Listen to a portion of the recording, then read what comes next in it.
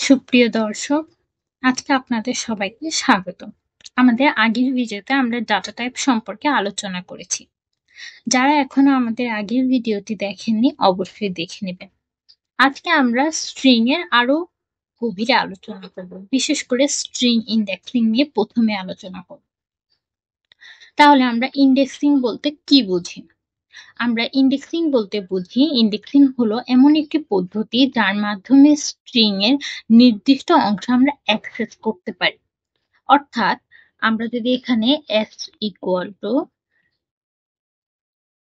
Hello world লিখি,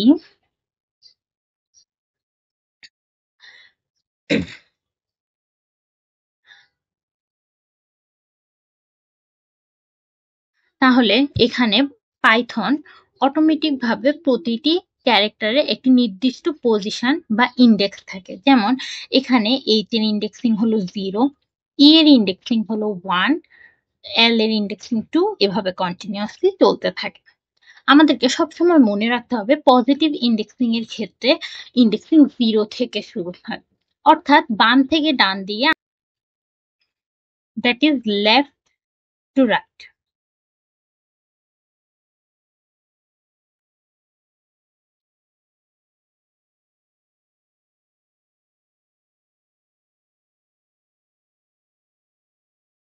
এবার চলুন আমরা কিছু উদাহরণের মাধ্যমে দেখে নিই। আমরা এখানে যদি এল থেকে ও পর্যন্ত প্রিন্ট করতে চাই, তাহলে আমাদেরকে লিখতে হবে প্রিন্ট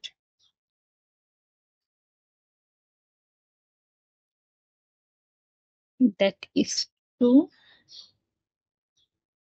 5। তাহলে আমরা যদি রান করি প্রোগ্রামটি, আমরা দেখতে পাবো এখানে এল এল ও।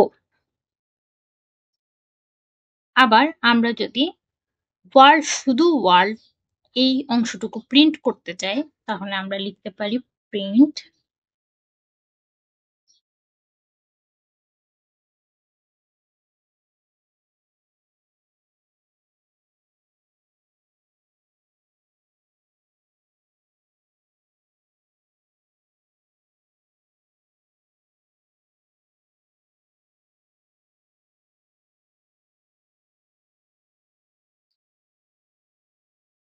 এটিকে আমরা নেগেটিভ ইন্ডেক্সিং এর মাধ্যমে লিখতে পারি। যেমন 6 থেকে হবে,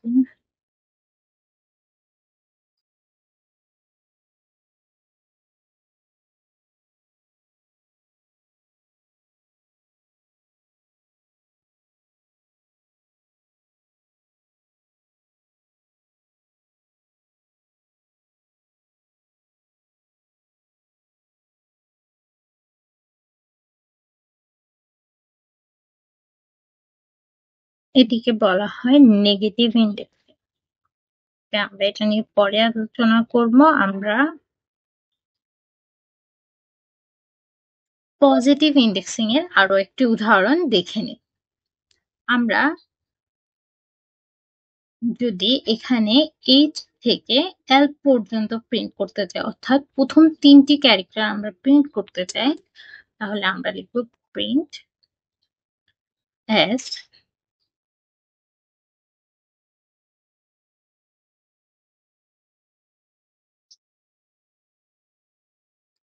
এখন আমরা আলোচনা করব নেগেটিভ ইন্ডেক্সিং নিয়ে। পাইথন হলো একটি ফ্লেক্সিবল প্রোগ্রামিং ল্যাঙ্গুয়েজ, যেখানে আমরা নেগেটিভ ইন্ডেক্সিং ব্যবহার করতে পারি। এটি মূলত ডান থেকে বামে, অর্থাৎ রাইট টু লেফট হিসাব করা হয়।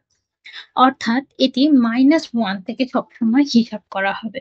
পজিটিভ ইন্ডেক্সিং এর ক্ষেত্রে আমরা 0 থেকে হিসাব করে এসেছি, কিন্তু নেগেটিভ ইন্ডেক্সিং এর ক্ষেত্রে আমাদেরকে -1 থেকে হিসাব করতে হবে। সাধারণত আমরা নেগেটিভ ইন্ডেক্সিং কেন ব্যবহার করে থাকি?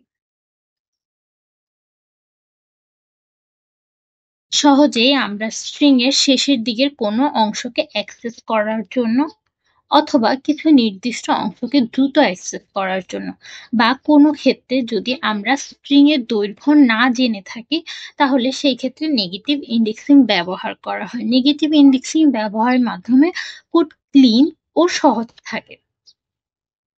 আমরা যদি আগের এক্সাম্পলটি ব্যবহার করি, For example, s equal to hello world print s। এবার আমরা এটিকে নেগেটিভ ইন্ডেক্সিং এর মাধ্যমে অ্যাক্সেস করব। এখানে মাইনাস ডি এর ইন্ডেক্সিং হলো -1, এল -2 আর -3 ও -4 এভাবে কন্টিনিউয়াসলি চলতে থাকবে। আমরা যদি নেগেটিভ ইন্ডেক্সিং এর মাধ্যমে শুধু ওয়ার্ল্ড অ্যাক্সেস করতে চাই তাহলে আমরা লিখব print s -5 colon bracket close.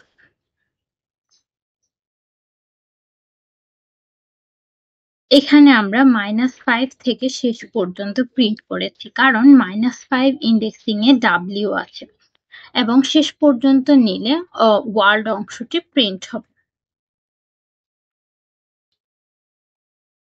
এখানে s -5 কোলন মানে হলো স্ট্রিং এর -5 নম্বর ইন্ডেক্স থেকে শেষ পর্যন্ত প্রিন্ট করা। এখানে কোলন ব্যবহার করার কারণে আমরা মূলত শেষ পর্যন্ত প্রিন্ট হবে। চলুন আমরা আরেকটি এক্সাম্পল দেখি। এবার আমরা স্টেপ ব্যবহার করে একটি এক্সাম্পল দেখব। এখন আমরা -1 থেকে -6 এবং স্টেপ -2 ইউজ করব। তাহলে আমরা যদি প্রোগ্রামটি রান করি আমরা দেখতে পাবো এখানে ডি আর ডাব্লিউ আউটপুট হিসাবে এসেছে।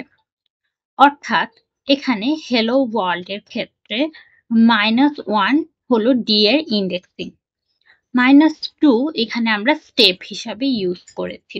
আলোচনা করব স্ট্রিং ইমিউটেবিলিটি নিয়ে। পাইথন এর ক্ষেত্রে স্ট্রিং ইমিউটেবল, অর্থাৎ পাইথনের স্ট্রিং একবার ক্রিয়েট হলে সেটির মান পরবর্তীতে পরিবর্তন করা সম্ভব নয়। আমরা যদি আগের এক্সাম্পলটি আবার নিই,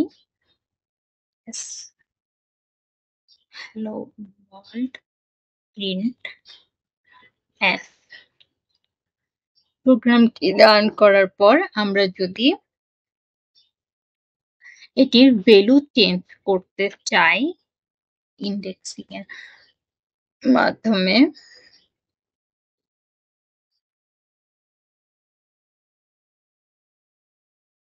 তাহলে এটি আমাদেরকে শো করবে টাইপ এরর।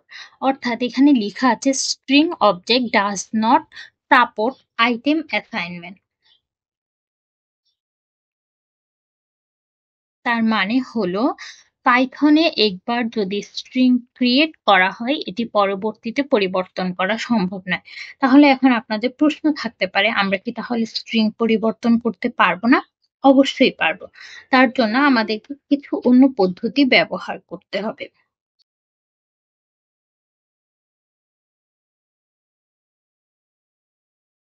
যেহেতু স্ট্রিং পরিবর্তন করা যায় না তাই আমরা একটি নতুন স্ট্রিং তৈরি করার মাধ্যমে স্ট্রিংটিকে পরিবর্তন করব। আমরা এখানে h এর পরিবর্তে d লিখতে চাই। তাহলে আমরা প্রথমে আমাদের আগের স্ট্রিংটিকে লিখে নিই hello world এবং নতুন স্ট্রিং এর ভেরিয়েবলের নাম আমরা s equal to g plus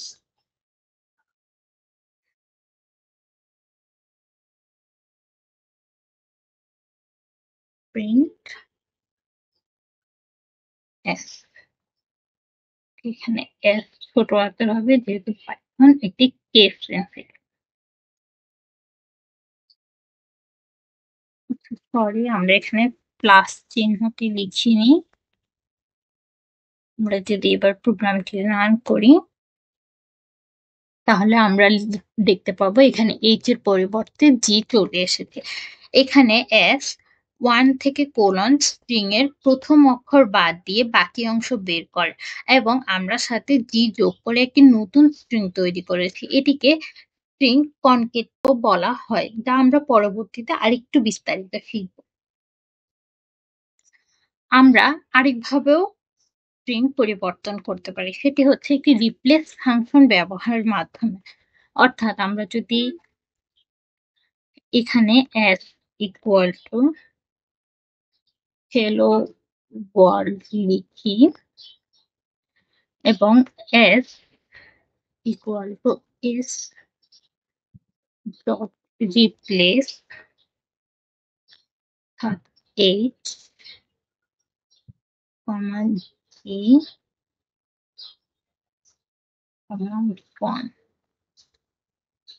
এবং প্রিন্ট s টাইপ করি,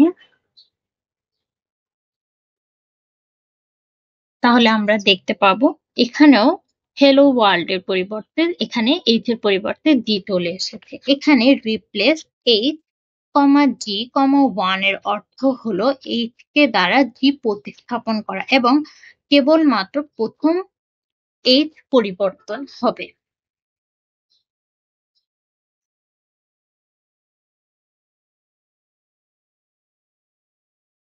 তাই আমরা শিখে নিলাম পাইথনের স্ট্রিং পরিবর্তন করা যায় না। তবে আমরা নতুন স্ট্রিং তৈরি করে আগের স্ট্রিং এর পরিবর্তিত সংস্করণ ব্যবহার করতে পারি। এই জন্য স্লাইসিং, কনকেটেনশন বা রিপ্লেস ফাংশন ব্যবহার করা হয়।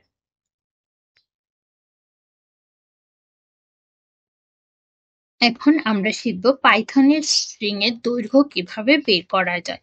অর্থাৎ একটি লেন ফাংশন ব্যবহার করে আমরা খুব সহজেই স্ট্রিং এর দৈর্ঘ্য ব্যবহার করতে পারি। এটি স্ট্রিং এর সমস্ত ক্যারেক্টার স্পেস সহ গণনা করা হয়। আমরা কোনো এক্সাম্পল চেঞ্জ করছি না, আমরা আগের এক্সাম্পলটিকেই ব্যবহার করছি।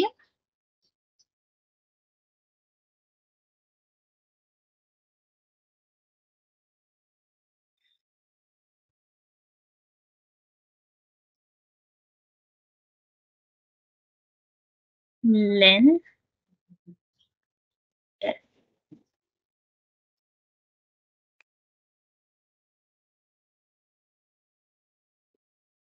এখানে 11, কারণ এখানে স্পেস ও হিসাব করা হয়েছে, তাই এখানে আউটপুট হিসাবে 11 শো করছে। আমরা যদি আরেকটি এক্সাম্পল দেখি, যেমন name equal to my name is Arpita, এখানে আমরা লেন ফাংশন ইউজ করছি, নেম